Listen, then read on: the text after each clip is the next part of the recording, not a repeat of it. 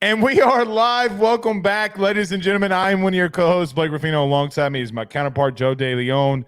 Good evening, good sir. Blake, I don't know how I'm going to make it through this offseason, man. We've got one football game left. I know I sound like such a – I keep repeating myself by saying this every time we've got less football games, but we've got one football game left. And the Super Bowl, I mean, it could not be any less interesting. I mean, are you coping the same way that I am? Has it even crossed your mind? I mean, here's the way that I've dealt with this. So I really wanted the Lions to be in the Super Bowl. Okay, Yeah. Because I've For been vindictive reasons. For very vindictive reasons. Why? Well, because you wanted Dan Campbell to get there so then you could be justified in saying why the – Oh, I'm already justified. I mean, he took the Lions. Yeah. I mean, he took the Lions to the NFC Championship. I'm vindicated. First off, understand I'm already vindicated. All right. I just like the NFL preaches parity all the time. Like they preach, oh, well, this is why we do draft picks the way that it is. And the NFL isn't chalky. Well, somebody's going to have to tell New England and somebody's going to have to tell Kansas City that because there is no real parity. You know what it is? It's the same thing with college football. The best teams normally are there at the end. Newsflash, like it's Blue's Clues. Okay, we just got a letter. Wonder who it's from. It's from no parody. That's who it's from. I will say this though. I am kind of a Kyle Shanahan apologist, so I do. Really? Yeah, because I think offensively he doesn't get the credit he deserves.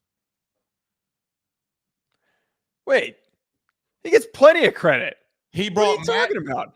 He brought Matt Ryan, Brock Purdy, and Jimmy Garoppolo to a Super Bowl. Oh, I understand what you're saying. I don't disagree with that. I mean, I'm in the same boat. I think that Brock Purdy and Jimmy Garoppolo have been overly propped up during their level of success, and now it's happening with Purdy right now, where we're glazing the shit out of him. I had ESPN on the whole day. I leave it on when I'm working, and it was just nonstop glazing the whole goddamn day. Oh, he looked like Joe Montana. The plays that he made, and the guy's not good. We watched him at Iowa State. He's a very limited player. And I know what you mean. I mean, the real guy who should be getting the credit should be Shanahan. It should not be Purdy. Should not be Purdy. Also, I told my wife this today. I am so over this Taylor Swift. I knew you were going to say that. I'm over Taylor Swift. The only reason why she's popular is because she's dating Travis Kelce. Well, okay. Now you're just trying to you're just trying to get us in trouble here. I mean, she's Please, Swifties, come at me. She's being brought up. She's a mid singer. She's mid.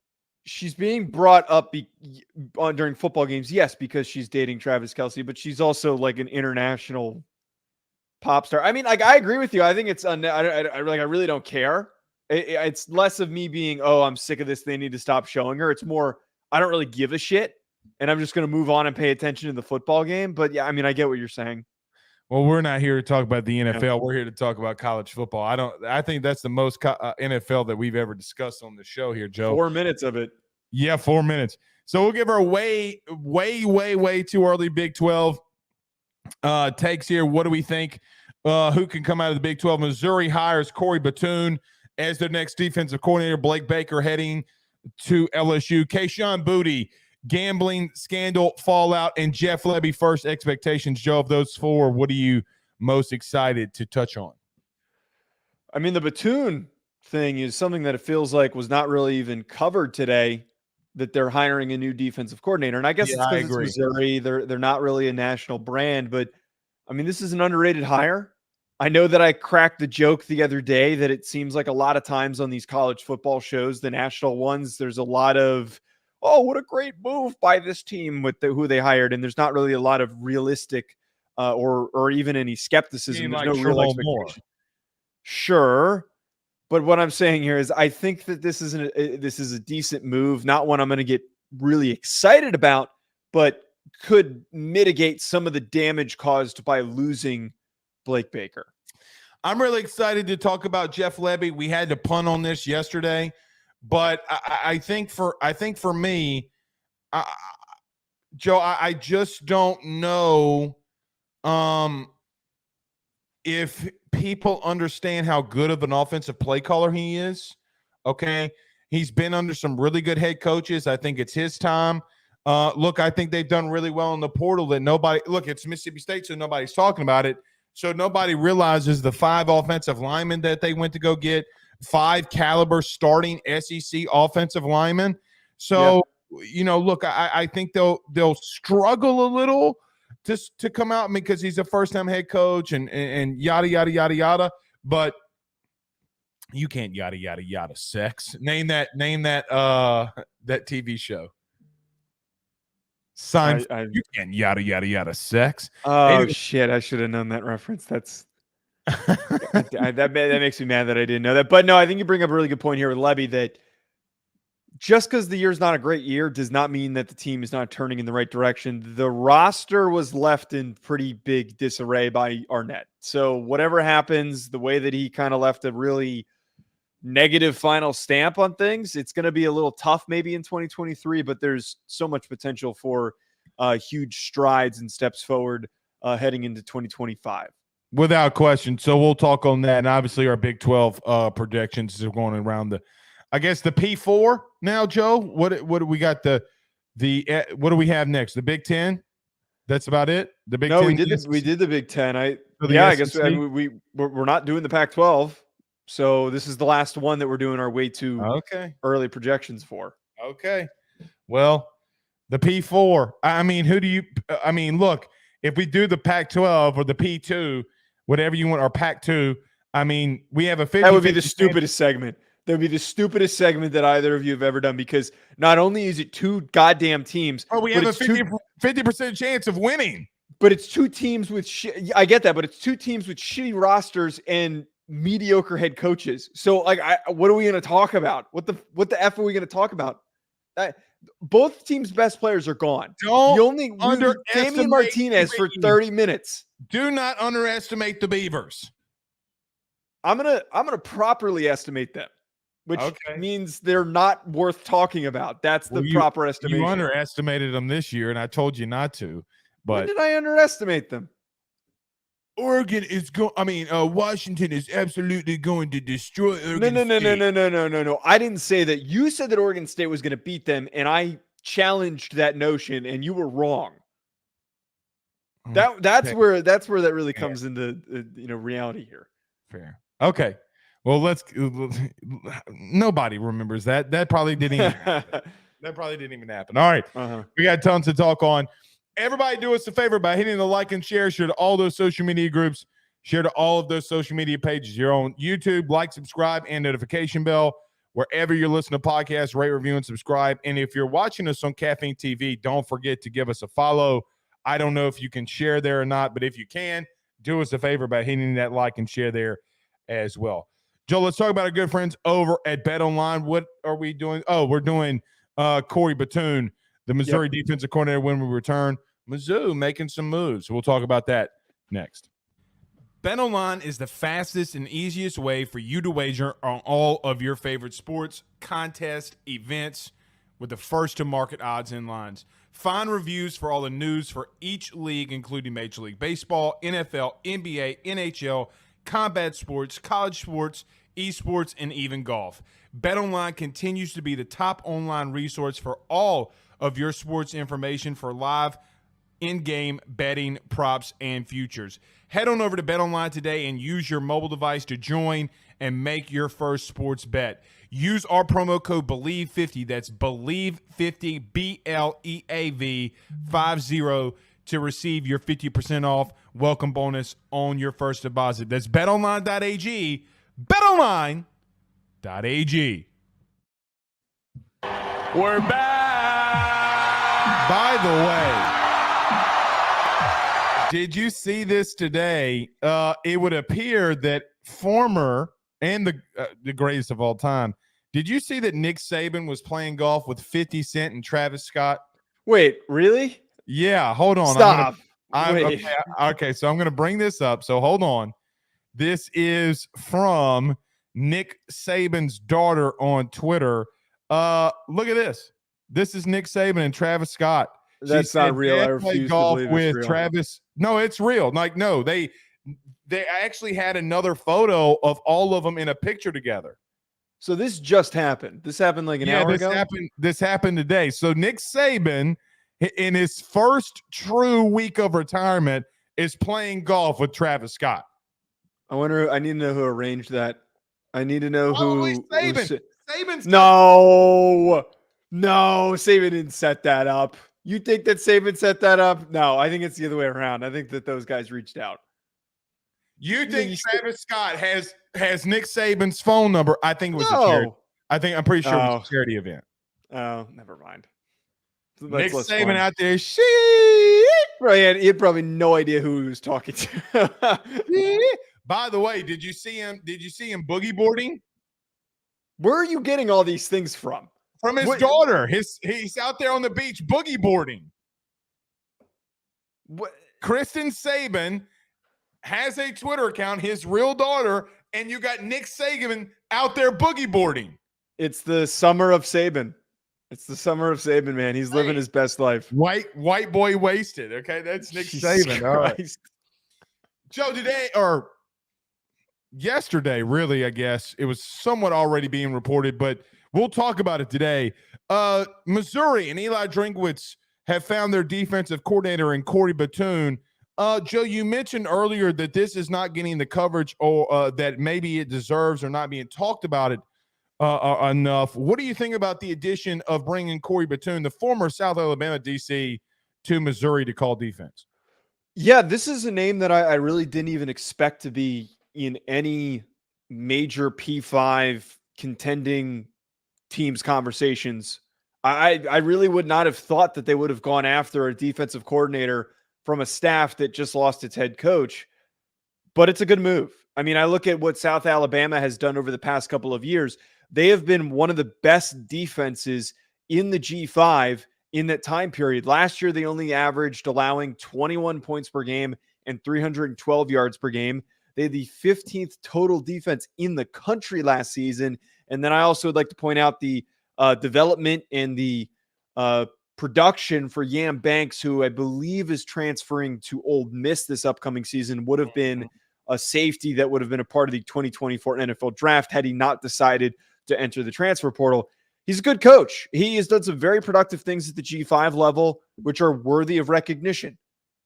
However, it's 2023 going in, or sorry, it's 2024. We're going into the 2024 season. I think college football is more and more different than it's ever been.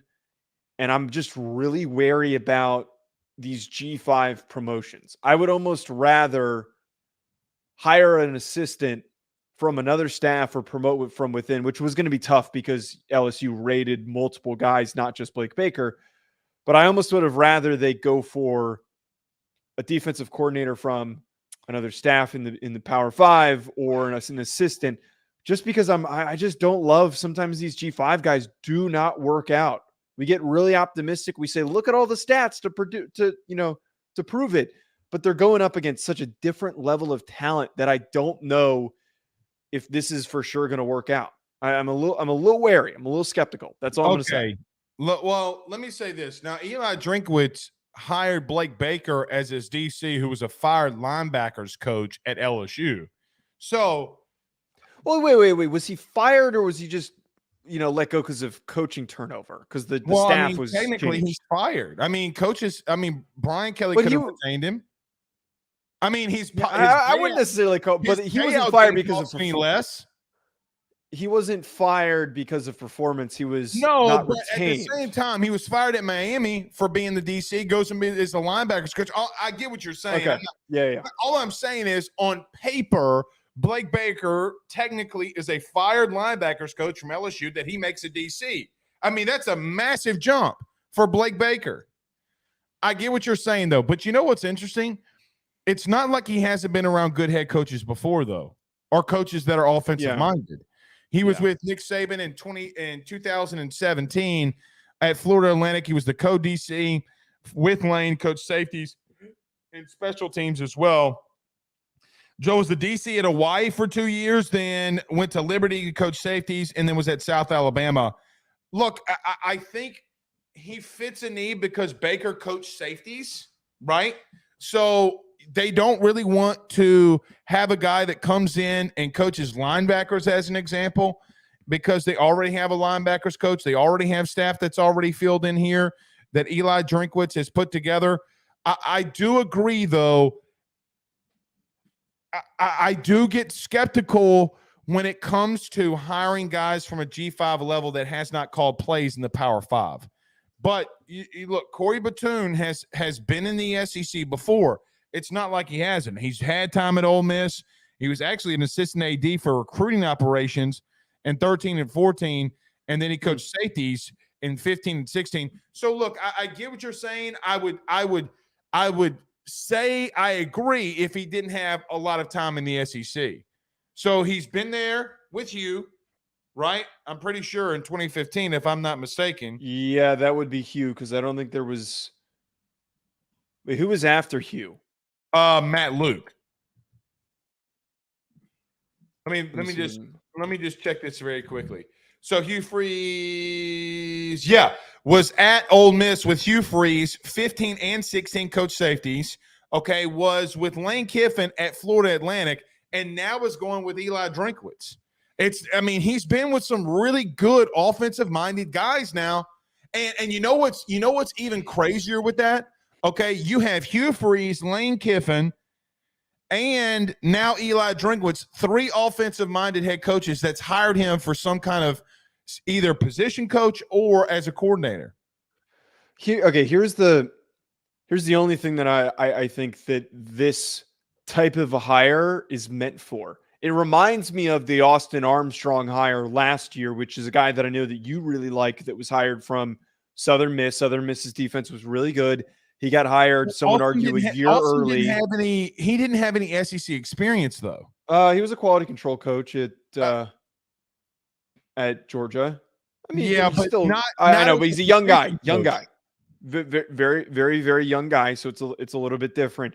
All I'm saying is that when you hire one of these G5 coaches, and I know that Batoon's a much older coach, I feel like it fits a little bit better with the developing program that is kind of building a foundation, not one that is about to make potentially an SEC championship shot run. Like, this is their.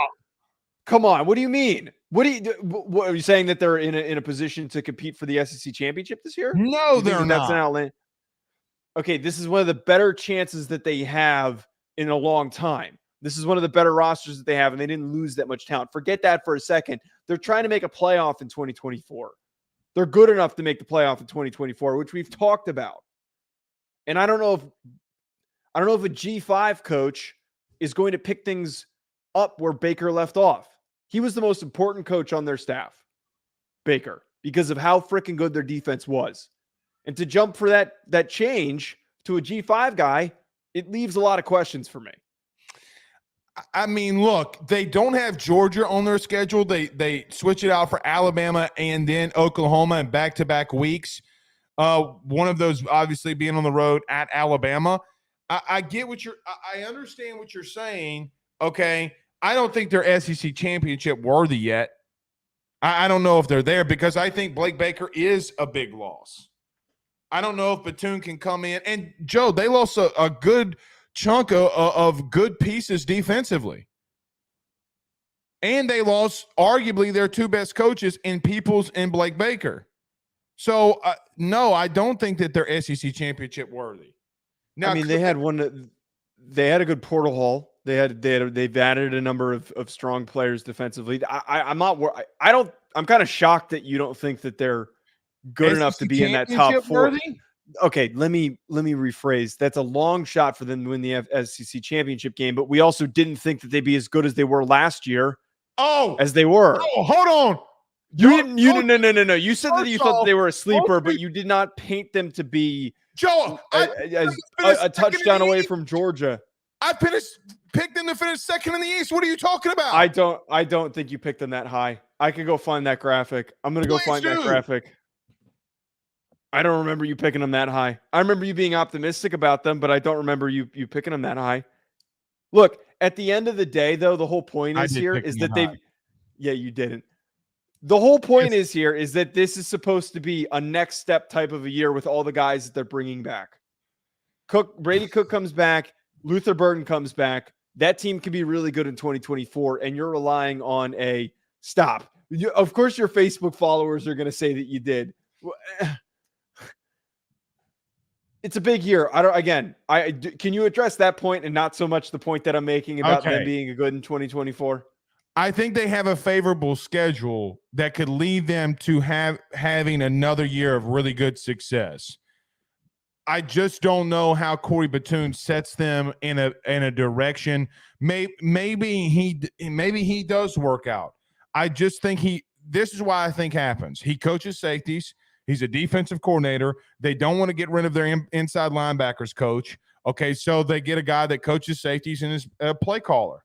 That's 1,000% what I think this is. I think it fixes a need. Now, again, Joe, I'll give Batoon this. It does show that he went into interviews and meetings with 3 offensive coaches, and either they made him a position coach or a co-DC or now a DC. I think that that's something that we need to take into account here. What did he say in those meetings with those 3 offensive guys that got him these jobs? I mean, like, it would be one – Joe, you know what this is like? Let me tell you what this is like. This is like Sabin going and hiring Austin Armstrong as his, inside linebackers coach. The difference is, okay, like you're surprised by that. Okay, I mean, not you, but I mean, like, people are like, oh, damn, this kid must really know what he's talking about. When you surprise those good coaches, that has to mean something. Like, he's saying something in those interviews that has to show something. He's not just going in there and playing with his yoo-hoo. I know. I'm not implying that he doesn't know what he's doing. I'm just saying, look, the numbers support that he's a good defensive coordinator and that he was doing it at South Alabama was notable. Well, here comes the second question. Now, Alabama just hired South Alabama's head coach to be their DC. Who was calling the defense? I don't know for certain. That's kind of one of the things that perked my head up is that head coach was just hired to be. He didn't have control in the defense. Let's call it what it is. That's the concern for me. Okay, if you want me to finally come out with and give you my biggest concern, here it is. My biggest concern is he did not really have full control of a defense. So you're hiring a guy who he's got play calling technically, but that's also like being the offensive coordinator for Lincoln Riley. I don't even know who the offensive coordinator is for Lincoln Riley off the top of my head. No, nobody does. Do you know the offensive coordinator for Ole Miss? Now, you might be able to get this one. It's Charlie Weiss Jr. I know that. Okay, because you wanted him to be your OC. Yeah. What about Jeff Lebby? You know Jeff Lebby's? We'll talk about him. You know his OC? I mean, that staff's so new. I don't really see. That's my point. No, that's the part that concerns me. So the strength is that he is impressed 3 really good offensive-minded coaches. What gives me a little pause is, okay, well, who was calling the defense at South Alabama? Was it you or somebody else? Well, that's what I'm kind of getting at here, and where that was one of the things that stands out to me is that the guy who was running that team and was these people find the graphic and find where he said that he did. You did not pick them to finish second in the East. I did. I don't remember that. My whole point is here, though, Blake, is that it's strange to me that Alabama hires who his boss was, and then your move for Missouri is to hire the defensive coordinator under him. Like, who's more responsible there? Yeah. Like, that just feels weird. It's one of those things where I can't fully elaborate and explain it. It just doesn't. It feels off. You know who? You know what it feels like? What? It honestly feels like something Billy Napier would do. I mean, that's kind of what I've been getting at. You know what else it feels like? It feels something exactly like Eli Drinkwitz would do. Eli Drinkwitz is not a. I mean, have you ever listened to an Eli Drinkwitz press conference? It is the when LSU played him this year, I went to go like listen to a lot of his press conferences. The dude is just, he's a different animal. He's a different kind of guy. But that's why they call him the professor. I guess it's not totally surprising that he comes from a G5 background, that he's that's where the head coach came from. Yeah, exactly. That's what I'm saying. Look, Eli's had a lot of success. I think he could have a lot of success this year, right? I mean, their schedule is very favorable. Joe, like, I think they could beat Oklahoma. Yeah. Yeah, no, I absolutely do. And it just think that they could beat Oklahoma. Now, Bama, no. At the end of the day, what this all comes down to, their success of 2024 is going to be contingent on, does the defense not take a major step backward? They're going to take a step back because they're losing like 6 guys to the NFL. 2 of their corners, their top linebacker, one of their edge rushers. It's not going to be easy to replace those guys. But can you go from being top, still staying in the top 50? That to me is what's going to be important, because your offense is going to be so good this upcoming season.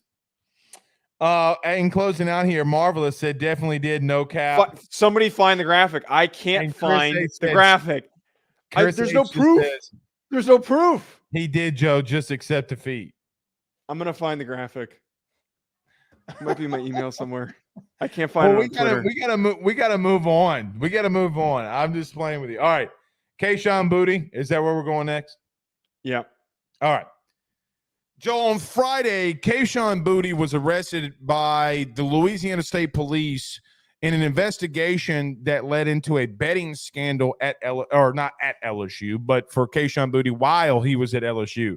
Joe, it was reported on that he placed 6 bets on LSU-related football activities. One of them being, actually 2 of them being, how do I want to say this? Betting on himself that he would have an anytime touchdown, so that he would score a touchdown at any given point during the day, and that he would have over 82.5 yards against Florida State in 2022. Joe, it was also reported that he placed over 8,900 bets, which was about 684 in a month. What do you think? And what do you? We'll talk about Kayshon Boutte here, but the bigger question is this is like the 5th guy that we've seen get popped in college from placing bets on their old programs. Like, this is becoming a little bit of a thing. I think in the end of the day, this was going to happen no matter what. There was no control over it. You can't legalize sports gambling the way that it is starting to be soon a national thing, the way that it's been legalized, without it eventually having guys get caught doing it, betting on themselves, betting on the teams they play for, potentially being able to impact the outcome of the games that they're playing in, all that stuff. It was going to be on the table. At the end of the day, and this is going to sound really shitty, but at the end of the day, you needed someone like Kayshon to get caught, who did a terrible job of covering his tracks as poorly as he could have done. 01 was his username. Like, what the fuck? Like, seriously, could not have tried any less to hide the fact that what he was doing was wrong. I almost wonder if he even really knew the severity of what he was doing. He had to have known. He made $500,000 off of it. But you know what's even crazier, Joe? He never pulled it out. He only pulled out $50,000. Right. Which he was also hitting on an alarming, crazy rate too. I mean, the dude was winning at like 79%. Joe, he won 79% of his bets. That's ridiculous. You know that guy who was doing there was those videos of that guy from the jail cell that was his girlfriend or something was recording him. That's going to be Kayshon. Eagles. That's gonna be Kayshon Boutte in I don't think in a year. Seeing jail time. Yeah, I don't know how that whole thing's going to work out. But the whole point is somebody needed to get popped for doing it at an egregious level to set the precedent to everybody out there that had considered doing it, to realize, oh shit, I probably need to be a little more careful and also not gamble while I'm still playing.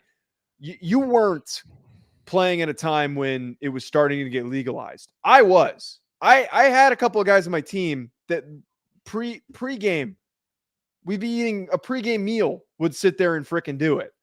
Not important people, would not bet on our own team, but would bet on college football games and would ask me my opinion, and I wouldn't give them any. My whole point is that this shit is starting to become a thing, and I think it'll end and phase out eventually if enough people get popped for it. If they're betting on their own on different games, does it really matter? I mean, if they're betting on the NFL, it doesn't matter. But let me ask this question: what does it matter if they're betting on other games, like in college football? Because they've got buddies that play at schools all over the country. One of them can text one of their friends. Fair. The injury stuff is not national public knowledge. One of them can text their buddy, "Hey, starting left tackle's out." Like, it's that easy. That's why that shouldn't be allowed. And also the NFL thing. Vegas are doing that with staffs all across the country. Well, they're trying to do. They try to do that, and that stuff doesn't get as covered as much. But that's the whole point. You can't allow any of this. I understand what you're saying. I was just kind of trying to test you a little. I mean, I agree not betting. Like, if you play in the NFL, you're playing college football, not placing those bets. But here's the thing, though, too. Okay, it's gambling. Yeah. So if Vegas can find it out, why can't Kayshon? That's my only thing. So you're placing a wager with a business, okay? Like, hey, I bet you this outcome is going to happen. All right. So what if I know something that they don't? Are they going to do this to media afterwards? Because I know more things on LSU than they can even fathom. I know more things going on in the SEC than they could ever fathom. So that's such a deeper, more complicated issue that eventually I think that bag's going to get opened up. I mean, we could probably spend hours debating that, but I get it. I understand what you're saying. Okay. Just inherently, though, Kayshon has an inherent advantage, but it's also super effed up the fact that he was betting on himself. Well, here's the question. So I sent you this clip. I got now I think it's at 90,000 views, okay, about me talking about this. I'm assuming a lot of people have seen it. I'll give a quick little reference. He placed 6 bets on LSU. I know of 2 of them, or technically 1 because it was in a parlay.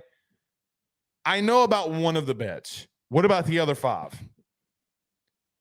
Because, Joe, LSU led the SEC in drops last year in 2022. You know who led the SEC in drops? Kayshon. Want to take a guess? It was Kayshon Boutte. Okay. I know the year before, I know that you got injured and you were out, and, he kind of went through a depression phase. And I do think a big thing for him was that he got depressed. He kind of went all the way down the hill. I mean, Joe, where did he get the money? It looks like he got the money from NIL because, LSU's collective and the people that he was been involved with in Baton Rouge. But the bottom line comes down to, Joe, what were the other 5? And why didn't you report on them? And why didn't you put them in the warrant? Let me tell you why. Because you found Louisiana State Police was the one that arrested LSU, and they don't want the outrage. I think they want to arrest him. They have an agreement with FanDuel that FanDuel's going to keep his earnings and winnings, and they're going to keep his money. Okay. Now I do think, that there's they're going to shut it down with him, but I think they want to get him in there, get his court date, keep it hush hush, and let it be over with. I think that's exactly how FanDuel wants to do it. I think that's exactly how Louisiana State Police and LSU want to do it. Let me tell you why. Joe, he won $500,000 and FanDuel didn't catch him. It's just as big a smear on their face as anybody else. Yeah. How can you not see that Kayshon Boutte has won 500? Joe, if somebody is winning at that high of a rate, somebody at FanDuel has to know the people that have $500,000, okay, in an account. Here's another thing. Joe, when he put into FanDuel, okay, to start placing bets, he deposited $132,000. $132,000. Yeah, that's not normal. That's not normal. That's a different category. Flags. So not only did you miss it when he came in, because technically the credit card was in his mom's name, how the hell did you miss it when it said Kayshon Boutte 01? How can you not look at that from the beginning? That is the most crazy thing to me. I think everybody wants this to go underneath the rug so that everybody just does this. Okay? But let me tell you this, though. I think that this shows, I think the NCAA is going to look into it. I don't think from an LSU perspective. I think from a Kayshon Boutte perspective. But the NCAA, what can they do? What can they do to LSU? Joe, because here's the thing. It's not as if LSU wasn't trying to win last year. They won the SEC West. Like, I don't think that there was some big-ass conspiracy theory in reference to other players in that locker room doing it. You mentioned about something earlier. What I think comes down to is Kayshon got hurt. He started getting depressed. He was doing a lot of crazy things because of NIL and making money. And quite honestly, and I mean pun intended, he fumbled the bag. He 100% fumbled the bag. Joe, let me tell you something right now. This is another question we got to start asking ourselves about NIL. Dog, he deposited $132,000 into a FanDuel account. How much are all these other dudes making?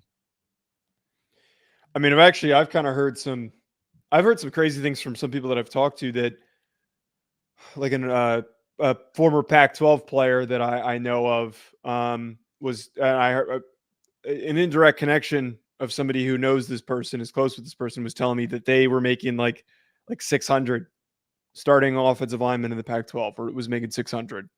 Joe, you know that Caleb Williams has made over $2 million. I wonder what Jaden Daniels made.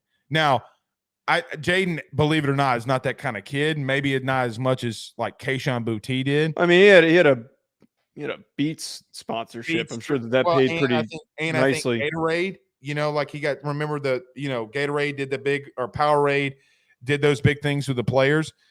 Kayshon, let me just tell you something. That someone who covers the team, and look, I'm going to get killed for this.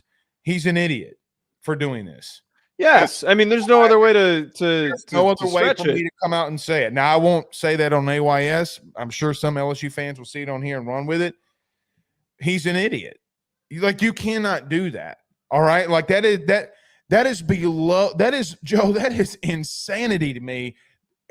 Joe, me and you place bets, right? I mean, maybe not a lot. Maybe 1 or 2 or 3, 4 a month. Maybe. All right. Joe, this dude was betting 684 times a month. Again. Well, that's where the absurdity of it is that he's spending all of this money. How?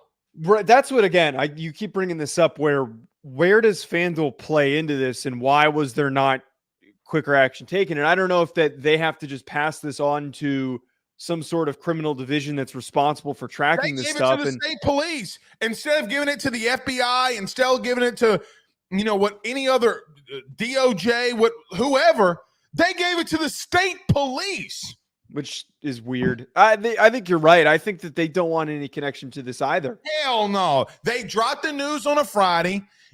Louisiana State Police, I guarantee you, is going to get a hefty check from FanDuel from a compensation package to something. Watch, it's going to happen. It's going to come from one LLC or another. Okay.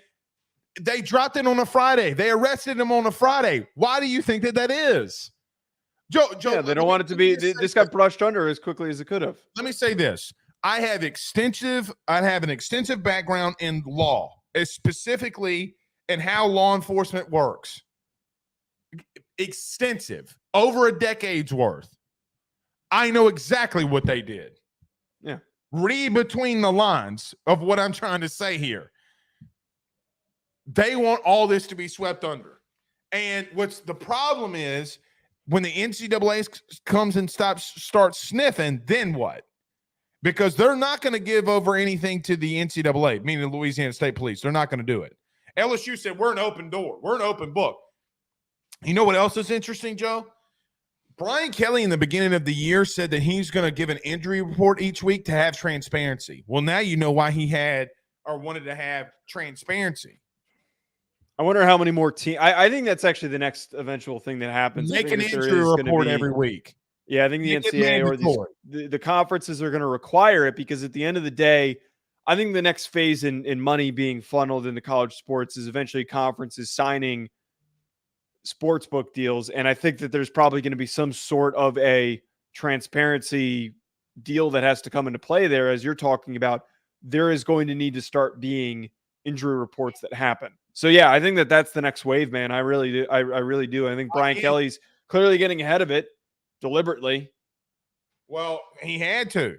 And look, people want to know, Joe, why people at LSU take up for Brian Kelly the way that they do.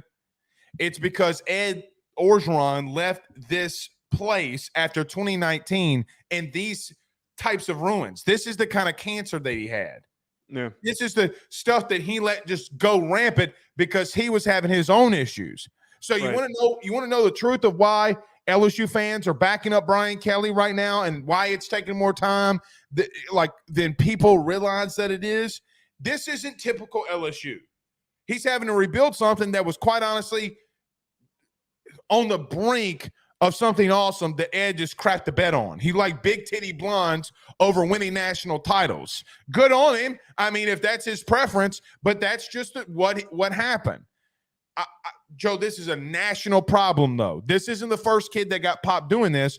He was just the one that did it. Well, he is the one who has done it the worst. And the Iowa State stuff, which we haven't even really talked about. Well, they bet on their team to lose, and they did lose by 3. That's that whole investigation, though, is kind of going to be squashed because the person investigating, I'm sure you saw all this stuff, he obtained that information without he didn't do it legally. So that thing's going to end up getting squashed, and those kids are probably going to walk free. No, because the feds can pick it up. State might not be able to pick it up, but the feds can. True. That's true. So, but you know what? The feds don't want nothing to do with it either. You know why? Because they're making – I know this is a longer segment that we're going to do with here. This is my last point. Joe, New Jersey was the first state to legalize gaming betting on your phone, okay? Mm-hmm. People in New York would drive over to Jersey, which is your home state, place the bet, and then drive back. Yeah. Oh. Did you know that New Jersey made $1 billion in year one that was legalized? What do you think these states are doing? The feds are making the same thing. They don't want to touch it. They don't want to touch it. All right, what do we got next? Big 12. All right, let's do Big 12. Let's talk about our good friends over at Home Field Apparel. Before we do that, we're back next. Ruffino and Joe Show is brought to you by Home Field Apparel, which is the best, without a doubt, premium collegiate apparel brand that is out there. They have over 150 different colleges that you can choose from, whether you're an Illinois fan or a Rutgers fan, maybe you're an LSU fan like Blake, or maybe you're an Alabama fan, whatever it is, even Idaho. They have so many different designs for so many different football programs that I can guarantee you're going to find some great stuff to help root for your favorite team. I've already gotten my Notre Dame stuff. Blake has his LSU stuff. Make sure you head on over to homefieldapparel.com to check out your team's collection of clothing apparel that they have on the website. And when you do so, when you check out, make sure you use promo code RuffinoJoe to get 15% off your order. That is RUFFINO, Ruffino Joe. Head on over to homefieldapparel.com and get your college gear today. I thought you were going to the Senior Bowl. No, not this year. I'm going to the Combine, not going to the Senior Bowl. Oh, okay. It's too expensive to do both. See, but you've been to Mobile, Alabama, right? You've been there. Have you? There's not a lot going on. No, Joe, there's not a lot going on. I've been there 2 years in a row. I don't need to go back. You need to talk to one of your colleagues from the Golden Boot, Pooh Bear. He's from Mobile. You might want to be careful when you talk mean about Mobile. I'm not trying to be mean about it. I'm just saying that, like, I've been there 2 years in a row. I want to go experience and see what the Combine's like. Basically, what you just said was Mobile, Alabama is ass. Okay. All right. Put words in my mouth. I mean, I'm just saying. I'm just telling you the truth. Joe, we've been doing this for all the P5, I guess P4 now. Conferences are way too early projections. Today, we round this up with the Big 12 in a really new, shaken up Big 12. Joe, Texas and Oklahoma are no longer in the league. You've got more teams like Colorado, Utah, and others coming in. I got to be a little real with you. Look, listen to me. I think, call me Big 12 Blake from now on. When we talk about any Big 12 school, I think this is going to be the funnest Power 5, Power 4 conference in the country. It is back to what has made it entertaining. Chaos. This is what the Big 12 is supposed to be. It's supposed to be chaotically unpredictable. No idea what's about to happen here. Joe, it would not surprise me. This is not going to happen. What if Baylor comes out of the Big 12? Baylor! I don't think that they will, but it's not off the table. There is a lot of parity. Here's the biggest thing. Here's the craziest part. Unlike the ACC, all of these teams are funneling shitloads of money into these football programs because they want to be relevant. Texas Tech's got their oil money. We don't know where the money's really coming from with Baylor. Colorado's got you want to know where superstars going on over there with Colorado? Coming from Baylor? Dave Aranda? No, the Christians. The Baptists. Yeah. The Mormons are funding BYU, whatever that means. All of these teams want to be nationally relevant. Now's the opportunity for it to happen. Joe, I had you got Arizona who's got no damn money in their pockets, and they're just dicking around. They have no money. Joe, I was really high on Texas Tech last year because I thought that they had some really good pieces. Now, that was a mistake. McGuire, that was a mistake. I mean, I was high too, and it was a mistake. Yeah, I mean, we talked about it. Remember, they were Joe. How about this? Of the teams that we talked about, of the 25 teams that we ranked in our preseason poll and talked about, we hit on 24 of them. I went and looked this up today. The only one we didn't hit on was Texas Tech? Only one that we did not hit on was Texas Tech. Okay. Did I have Illinois in there? Okay, sorry, continue. Go ahead. No, we did Illinois because it was if you remember, we joked around because I said that because Brett Bielema, all right, remember, like he retweeted you. Yeah. And so we did them 24 to 25. Texas Tech was the team that we missed on. But man, I got to tell you, they were kind of on the brink of something last year. They just lost. And look, here's the crazy thing. Remember when we were making fun of them against Wyoming? Wyoming didn't have a bad year. Like, Wyoming was actually kind of good a little bit. They won 10 games. My point was, I'm pretty sure Wyoming won 10 games. Let me look. Yeah, look.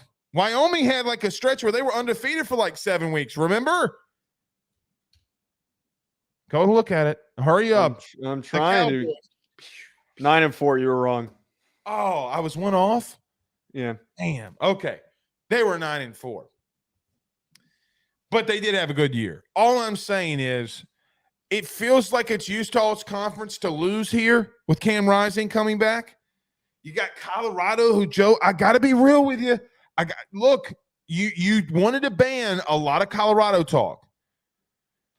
Man, I kind of taken a look at Colorado. I don't know if they're not a competitor in that league. Well, okay, wait. I don't disagree with that. And I think that it is fair to say that Colorado has elite football players in Shedeur Sanders and Travis Hunter, and they've done a good enough job with talent acquisitions through the portal to fill some of the areas that were big issues this last year, which was their O-line and their D-line. Them being competitive in the conference, finishing with a winning record, and maybe even in the top quarter of the teams, is a plausible potential possibility to bring to the table. I have never once doubted that. The thing that has bugged the shit out of me is that when you say that they're not going to win a national championship, is that the Colorado fans come storming in here and they call you a jackass, which is... No, that's not all they called us. But it's fucking lazy that they get all mad at us when they don't know what the landscape of the rest of the conference is. But yes, I think it's plausible to bring up Colorado. Are they one of my top 2 teams? No. Are they potentially top 5 or 6? Yes, absolutely. Well, look, they brought in a brand new offensive line. They're bringing in a brand new defensive line. I mean, Joe, there are a lot of guys from Colorado that hit the portal, but I got to tell you, not really anybody. I mean, a couple of guys, here and there along the offensive line, some defenders. But, Joe, a lot of those guys aren't going anywhere else. I mean, it kind of feels like Deion is taking out what he believes to be the trash. My thing is, I think Texas Tech could be a player here. I'm still going to stay with McGuire. I'm not going to let the bad season ruin what I think they're building here. Joe, Texas Tech got a 5-star recruit. Like, it's not as if that they're not building something decent there. But I feel like, and we'll continue to come back to, I just feel like this is Utah's to lose. I really do, because you got Winningham, you got Rising coming back. They're still going to be physical. I got to lean Utah here early, man. I have to. Here's my 2. I actually don't like Texas Tech. A little burnt by them, so I'm removing them. I think Taj Brooks is a very good running back, and I think that he could be one of the top statistical running backs in 2024. It's very possible. But I just don't know who else is really on that team that's going to be a threat for them. My big 2, Utah bringing back Cam Rising for year 20 is going to be very important. As we have seen, these older, experienced quarterbacks who Cam Rising's been a good player. This is not like Tyler Shuck, who's been around for a million years and has sucked everywhere he's been, or Alan Bowman, the other one that's been around for a million years. He is a good football player. They're sending a couple guys to the NFL, but they are a next up type of a team that develops at a very high level. So I'm very optimistic on what they can do. But my other one that needs to be brought up is Kansas State. Now, one of the things that I brought up with Will Howard going to Ohio State, why I was not impressed by him, that no one wants to talk about, Avery Johnson was right up his ass. Avery Johnson was coming for that starting job. And we started to see about him during the year. Remember how much we talked about him during the year? Yeah. The more time that kid got on the field, the more big plays that he made. And then he played his goddamn ass off in that Pop-Tart Bowl. I think that Avery Johnson is going to be an explode onto the scene type of a guy in 2024. One who will be potentially the best player, if not one of the best players in the Big 12 in 2024. And their success is going to run through them. I'm picking Kansas State. I think that Kansas State is going to win this conference this year. Okay. I went with Utah, but there is a team that I think we're leaving out that we leave out every year, and I always tell you it's a mistake. Guess who it is? Who? Oklahoma State. The mullet just is consistent. Joe, they played in the Big 12 title game. Okay, here's why I'm making that face. I don't disagree, but they're one of those goddamn teams that kicks the shit out of the easy teams. South Alabama. Wait, what? Oh, well, yeah, they do. They got trounced by South Alabama. They do shit like that. So, they'll finish with a good record, but they're going to make mistakes along the way that prevent them from being a really actual contending team. I don't want them to be up there. Joe, you don't think that they could why don't you want to be there it is. Why? Because they're going to shit their pants like they did in the Big 12 championship game. No, they faced a better team than them. That's all. I don't want them going to the playoffs. Remember that running game they had? You love their little running back. What was his name? He's not little. Ollie Gordon's big as shit. You know what I mean? 6'3". Okay. Joe, I got to ask you a very honest I wrote them down. Look, I wrote them down, but I'm a little wary about them because, Okay, at a Utah, let me ask you this. If they're not third, then where are they? And who overtakes them? So again, we can talk about Kansas State and Utah all we want to. And I'm not disagreeing with you on Kansas State at all. All I'm saying is, how are you not going to have Oklahoma in your top 3, which would make them a contender? You know what that would mean? That means Oklahoma State and Oklahoma State and Kansas State. I don't know if they play, but I'm just giving a wild scenario because I'm sure they'll play Utah or somebody. In one of those games, it's going to be a win-lose situation of who goes to the Big 12 title game. That makes them a contender in that league. Okay, I understand what you're saying. It's a little bit of a half-baked thought, but what I'm saying is that Oklahoma State is that type of team that has a really good stretch every season. They did it 2 years ago, and then they got trounced by TCU. They did it last year, and then they got trounced by UCF. They'll string together a really good month, which always happens to be October. good enough to place them at and 3 they'll go or 4. 500 in November. Right. They'll be placed Right. at 3 or 4 and enough. They've done enough work to solidify that position, but then they're going to shit their pants. They're going to mess up. They're going to lose a couple of games that they're not supposed to. And they're going to be, defunct being in the conversation, but are still stuck at that 3 spot. In fairness, can't say that they did that against Oklahoma. Well, that's what I'm saying is that they pulled out that huge win against Oklahoma. They had they went on that run where they started by beating Kansas State, and they did all of those big things in the month of October. And then as soon as October ends, they lose to UCF. They got dominated by UCF. But you didn't answer my question. Who would be above them at 3? Name the team that you would take above Oklahoma State right now. Utah, K-State, and then Thank you for making my point here. But I didn't say. I literally said to you, they are good enough to finish third. All right, name your top 3 in the other 3 P4 conference. Who are your top 3 in the SEC? Go. Who are your top 3 in the Big Ten? Go. Who are your 3 in the ACC? Go. You know how I know that you know them? Because I just heard you spat it off when I gave the same questions for each conference, and you were like, Arizona could be number 3. Arizona could be number 3. You're so full of shit. You know you don't believe that. Wait. I want to look at their schedule really quick. This could, I think, further my point here. This is their current schedule. I think that they could start the season 9-0 and then shit the bed at the end. Wait. They go South Dakota State, Arkansas, Tulsa, Baylor, BYU. Arkansas is a loss. Colorado, and then their first real challenge is Kansas State. They could realistically go 1, 2, 3, 4, 5, 6-0, and we could be talking about them winning the Big 12. All right, fine, 5-1, and they could be ranked in the top 20s or whatever the hell we're going to do. And then they get their ass kicked by Kansas State. Maybe even they beat Kansas State or something crazy like that. But they could. My whole point is that they could start the season hot and then lose to teams like Utah, Texas Tech, West Virginia, and TCU. All of those teams are losable games for them. I think I just got stung by a wasp. Did you actually, or are you just saying? Yeah, dude, look. I think your reaction would have been a little bit more. No, that's not panic like 3 minutes ago. I muted. I didn't even notice. notice. I was too busy yelling at you. I was like, mother. Dude, look at that big old whelp on the back of my arm.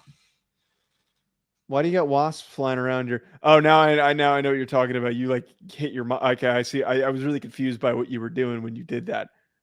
Oh no, I like literally got bit. Why you got wasps flying around your house, man? I don't.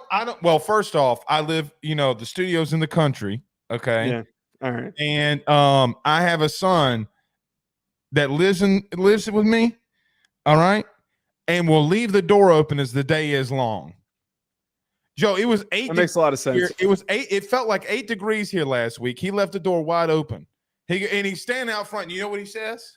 You know what your little nephew says? He goes, "It's cold out here," and he just stood there. He just said, "It's cold out here," and I'm like, "Look, Ben is a menace. The more that you tell me, dude." And then comes in here, grabs his Spider-Man mask, goes outside, and goes, "I can fight crime in the cold." Just like any jacket or anything? Is he just no? Dude is you know what Ben is built like? Speaking of the Big 12, what was that Kansas State tight end? Ben Sinnott? 6'2", 230 pounds with abs. That's gonna be him. I'm telling you. No, he's gonna be a center. He's going no sleep center. He's not gonna be like me. He's gonna be like his uncle Brett. Dude, my brother does not need to lift weights. Strongest son of a bitch you'll ever meet in your life. I'm like, this is aggravating. Did he play football? No, he played baseball. Had a cannon. Dude, I saw him throw one from the anyway. All right. We don't have to end at 12 because the LSU girls are playing. I'm going after that. Okay. Want to finish here with Jeff Lebby? Yeah. Okay. First year head coach, Mississippi State, Jeff Lebby. Joe, we did this last year. We're going around and picking year one head coaches and how we think that they're going to do in year one. I think you know how much I really like Jeff Lebby. I like the staff that he put together. I like the guys that they brought in from the portal.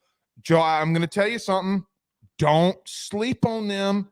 Don't do it because they have pieces. They have some pieces. I'm telling you, I broke them down like 6 times this year. Zach Arnett is an idiot. They went 10-3, 9-4 the last year of Mike Leach. They had some dudes. Don't let Arnett fumbling the bag confuse you. I'm telling you, don't do it. This team could shake some stuff now.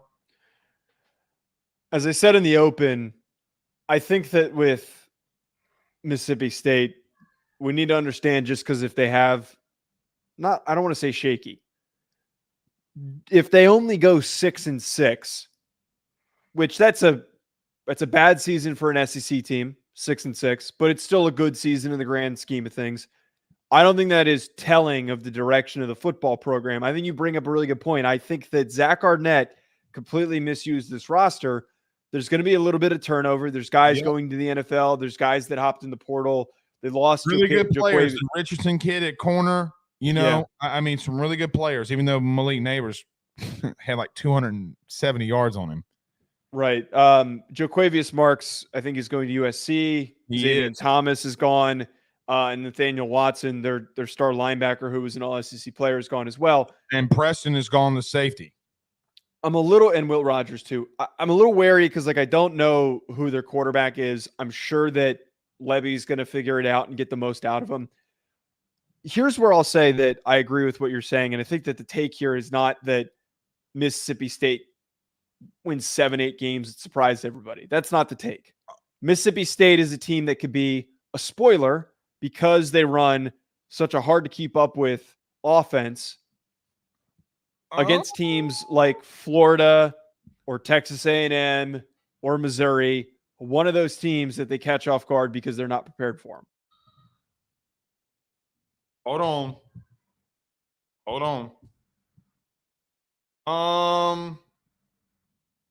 I don't know if they can't get to 8 wins. Wait. I already mapped it out. The winnable games for them: Eastern Kentucky, Arizona State, Toledo, UMass, and Arkansas. Well, hold on now. I'm going to tell you something. I think they beat Florida. Okay, that only gets them to 6-6, though. All right, hold on. They got Texas loss, Georgia loss. You 1,000%? A toss-up. Are you 1,000% sure they lose to A&M? Well, that's what I'm just saying. That's what I'm saying here is that I think that they could be a spoiler against A&M. That maybe gets in the. I'm giving them a win. Arkansas win. They're not beating Missouri and they're not beating Ole Miss. So that's 6-6. That's what I just said. That's what I was getting at. Are you 1,000% sure they won't beat Tennessee? They're not beating Tennessee. Okay, I'll give you that. I don't know, man. I mean, I got 7 wins for them. I just counted out 7. I think that's really optimistic to assume 7 in this first year. First year coaching the SEC. First time he's ever been a head coach in the SEC. I wouldn't be surprising at a Mississippi State for me, not for me. But I'll tell you this though. I promise you this. They went in the portal and got some offensive linemen that can play now. Now, I do agree they got to figure out the quarterback situation. Marlon Martinez can play. I've seen him play. No, he can play. He's probably going to be one of the better centers in the league. Like, he's going to play. All right, he had some issues here and there at LSU, but couldn't see the field because he just got beat out by a better guy. I mean, you got a really good O-line at LSU. But, dude, I don't know if they don't run the ball really effectively. I'm telling you, Joe, they have pieces, man. This is not a team that you can just look at and say, you know what they are? I don't completely disagree with you because we're obviously just arguing over one win here. Dude, they're the team, though, that you line up with, and if you're like Kirby or you're Sark or you whoever, like, God damn it, we got to play this team. They're going to be physical. They're going to run the football. They're going to beat us up a little bit, and we're gonna beat them by 20. Texas might beat them by 20, Joe. But you know what? Sark the next week's like, God damn it, my dudes. They like that was a physical football game. That is who Mississippi State's going to be, man. Don't underestimate them. Don't do it. I think that the one thing that you're bringing up here is important, and that's what Mississippi State has always been. They've always been that, when they're good, has always been that type of a team that's unexpected, that pulls out wins against teams that you're not really predicting to do so. And that's what the expectation should be. You know who they're going to be? A little bit better Arkansas.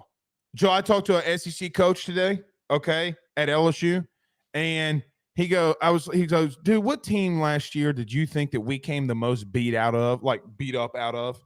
He said, obviously outside of like Alabama, obviously outside of Florida State. And I said Mississippi State. And we kind of chuckled because he knew what I was leaning on.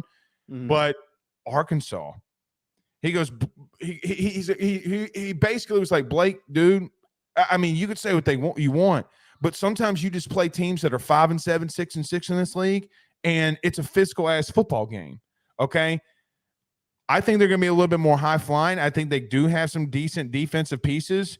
I agree with you on one thing, though. I think it's not fair and good to assume that a coach can walk into the SEC and do good things. I just think there's a different expectation for a guy like Lebby at Mississippi State than anywhere else, personally. And okay, go ahead. No, I was just saying, I just think it's really unrealistic to expect them to do more than 6 wins in his first year in the conference, first time as being a head coach too. It's just not super likely. It's a hard conference. They've got one of the easiest schedules in the conference, but at the same time, 6 wins in the SEC is, that's tough to come by. And I'm basically implying that they only win 2 conference games. It would help if they played Vandy or South Carolina, but they don't get that draw. They don't. Well, they don't get LSU either, though, too. So you bring off LSU, you put on Missouri, which I don't know, if Mississippi State wouldn't want a little change in scenery in that venue. Because that one's been – I mean, Joe, they've been in the West. I mean, would you rather face LSU or would you rather face Missouri? Historically, Missouri, but like right now, I mean, both are tough teams to beat. A loss to them against Missouri is much more easier than a loss against LSU.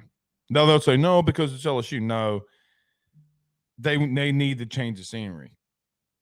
Yeah, I mean, they've gotten the shit kicked out of them. Yeah. Hey, being in the West, I think they're gonna win 7 games. I think they beat Arkansas. I think they beat A&M. Well, I had Arkansas in there. I just Florida is the one that makes the most sense. But you know what? There could be. I get what you're saying. There could be, from a talent to talent perspective. What you're saying is there could be a chance that they don't win a conference game. At the end of the day, too, though, if there's a more prepared first year coach, though, with a good roster, it's Texas A&M. Like I feel like I don't want to pick Texas A&M to lose a trap game like that. It's A&M. They lose trap games every year. That's what makes them Texas 8-4. Well, that was the whole point of getting Elko, is that you beat all the teams you're supposed to beat, and then you lose to you're probably going to lose those top 3. I've seen this story played out at A&M every time. This is one of the more high floor hires that they've ever had. More high floor than Sumlin, more high floor than not high ceiling, high floor. I don't think you can do that. I don't think you can do that to Jimbo. Yes, I can, because Jimbo, you bring him in, and the expectation is to win a national championship, but he's never coached in the SEC before, so you don't know what he's going to do. Or no, sorry, he has it as an assistant. But the expectation is that you're getting a national championship, but then we saw what the low level of it was, which was them playing like dog shit. And with Sumlin, he went and recruited all these 5-star kids, and none of them played to the expectation because he didn't develop them. The ceiling was really high. You're getting all these big recruits, but then the floor is that they don't develop and they suck. Did. On the field? Uh-huh. He had a better record. Not at the end, but yeah. No, in the end, he did. Sumlin was a better head coach at A&M than Jimbo was. I just think that Elko's different. Jimbo was a national champion, though. Yeah. His floor was much higher coming in than Elko was. If Elko fails, you say, well, you hired the dude at Duke. You could have had Mark Stoops. That's what you'd say. What I'm getting is I think the floor for Texas A&M with him is more like you consistently win 8 games. All right. Whatever. By the way, I don't like Texas and I don't like A&M. I don't know who I pull for in that game. When you make me pick that game next year, I might not do it because I don't want either one of them. I'm pulling for Texas A&M. I like Elko. I didn't like Jimbo. I like Elko. No, I can't because you know what A&M is the messy white rich guy at the bar. I heard Brian Kelly. I heard Brian. Oh, you just don't like Lucci. That's why you're saying. No, that. I mean that's how A&M fans act. That's A&M fans. They're the rich, old bratty kid at the bar. Texas fans are the same way. Texas fans are the same way. I mean, I've met enough Texas alumni. They're weirdos. I'm still rooting for A&M. Okay, maybe not Texas, but A&M for sure. All right. We'll see y'all Wednesday. Come on, man. Come on. What's your name? Shanahan. Let's end the show with that. Come on, Shanahan. Finally get you one. No. See y'all win. What? You want Kansas? You want all I the can't stand Brock Purdy. Brock Purdy sucks. I don't want any of the Brock Purdy supporters to be validated. Every time you have takes like this, that means the quarterback does good and wins. Everybody better pick San Francisco. Every time you do this, you did it to Tyler Van Dyke last year, and what happened? And I did it with Brady Cook, and I could go down and Graham Mertz. I could go down the laundry list. It's insanely long. Super Bowl, baby. See y'all Wednesday. Peace.